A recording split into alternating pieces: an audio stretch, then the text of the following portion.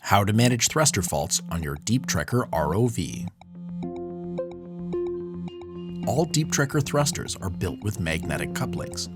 The actual motor is inside the pressure-sealed housing. This prevents leakage and makes maintenance extremely simple. The propeller and shaft are connected to the motor with a ring of rare earth magnets. When objects foul a thruster, obstructing its rotation, the magnets can slide over one another, preventing damage to the electric motor. The resistance will cause the power draw of that thruster to go beyond the normal threshold, and the ROV will disable the affected thruster automatically. A fault detected warning will pop up in the top left corner of the screen. Press Enter to go to the fault menu.